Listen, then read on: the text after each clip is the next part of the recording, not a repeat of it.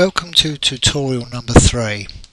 1 and 2 showed me how I opened up a raw file in Photoshop or Adobe Camera Raw first. I did a bit of work on it and that, and then I opened it up in CS4 and worked on it and that and saved it as a JPEG. This one I'm going to open up a image that I took back in London a couple of years ago. So again, file, open. Fortunate enough, my image was in pictures and the actual folder then was in images for tutorials. So I can see it there. I've renamed it. Normally if it's in RAW you'll see it as a .cr2 file for Canon or NEF if it's Nikon, but I've renamed it just for ease of locating the correct image. If you click on it, it will give you a preview down here. So that's London image. I'm going to double click, and then again, like before, it's going to open up in the Adobe Camera Raw window. Right, as before, I'm going to warm the image up. It's showing 4900, but 5500 is roughly normal sunlight. As we saw before, histogram is very slightly to the left. I must admit I do shoot my images rather dark. Must get out that habit. Tint on here says -4. I don't normally touch tint. Exposure, well, we've established we'd like to see a bit more exposure. So I'm going to up that by roughly 1 stop plus 1.00 it says there. It's made it quite bright. Recovery. There's nothing that's really bleached out in this image too much. I'm not even going to touch the recovery slider this time. Fill lights. Again, I've lightened the image quite a bit. You put it to 100 and of course it just makes all the midtones come a bit too bright. I want a bit of darkness in these windows, so I might even give it a bit of blacks.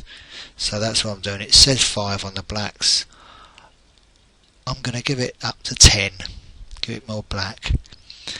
Contrast, brightness, I'm happy with brightness, that's at plus 50, I'm happy with that. Contrast is plus 25, I'm going to give it a shaded contrast up to about 40. Clarity, I'm going to give that plus 20. I hope I'm not rushing through too much, but this is just the same workflow I use for pretty much all my images. Vibrance,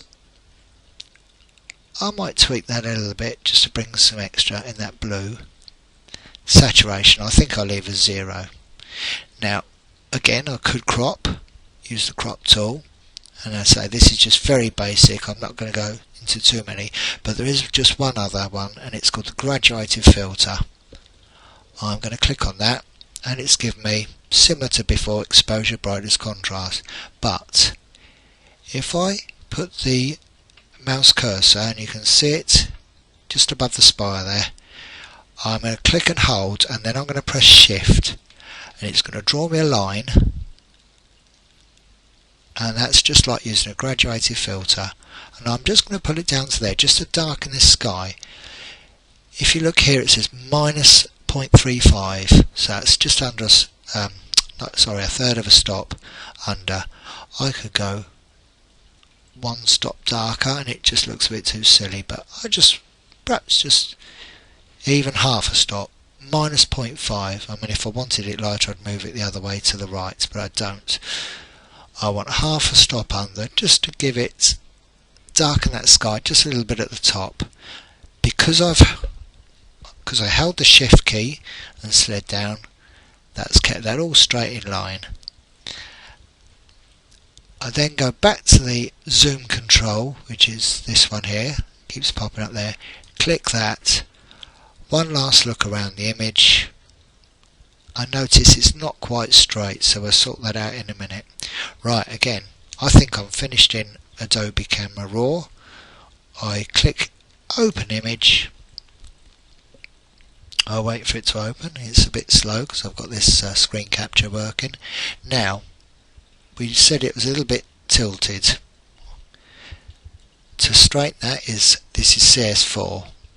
Elements, as I recall, is slightly different, and unfortunately you'll probably have to Google that, or you may all know. But for CS4 it's distort, fly up menu comes out, lens correction, and it brings me this screen. Do remember to click the funny little angle straighten tool, not the remove distortion tool, but straighten tool. And funny enough, I don't like the grid, so I untick the grid, and all I do is I get my mouse cursor, it's now a plus, and I'm going to click and hold, then drag across the top of this straight path of building,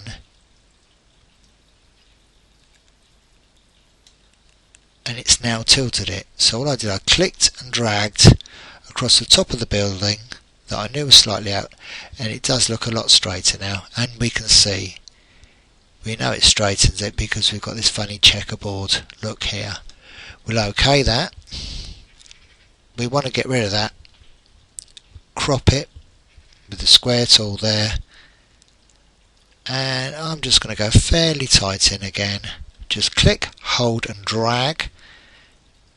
I'll just sneak in a bit of those windows there. Oh, not a bit too far. I've just got the windows in there.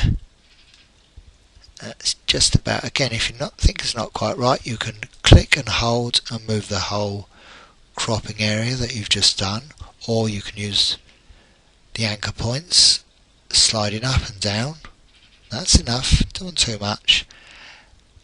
If it's wrong and you don't like it, click the circle with a line, but if you do like it, either hit enter on your keyboard or green tick now, and that's committed it. It still looks a little bit drunk, but I'm not going to worry too much. Now layer 0 has come up, so layer 0 has come up, so all I do is flatten image, and that brings me background image again. Again, usual tweaks, I do layer to new adjustment layer, levels, click once, brings up a box, and I click OK. I can see not a lot of lights there. I'm just going to move that slider that's on the right. That's my light, so I'm just going to inject a little bit of brightness, just not too much. Probably that was 240. It starts at 255, that's absolute white. I'm literally just going to go to 250. Contrast, I know we did contrast earlier, but I'm just going to inject a little bit of contrast, so I'm moving that to 0.90, middle block there, middle pointer. It's gone slightly to the right, and let's inject a little bit of contrast. I shall go layer, I shall go flatten image. I'm still not quite happy that's not quite straight, so I'm going to go filter again. I'm going to go distort, lens correction, click on the second one down, straighten tool, remove my grid, and I'm going to click, hold and drag.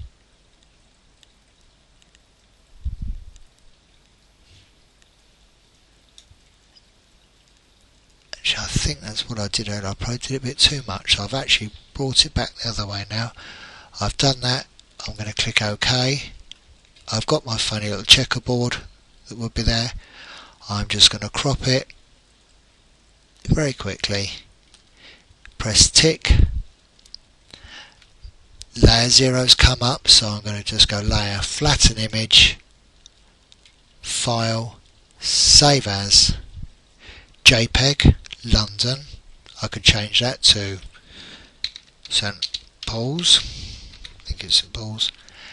And there's my blue tip from earlier. Save. Quality 12. OK it. And that's it. Done. And that's the third of my tutorials for Photoshop. Thanks for watching.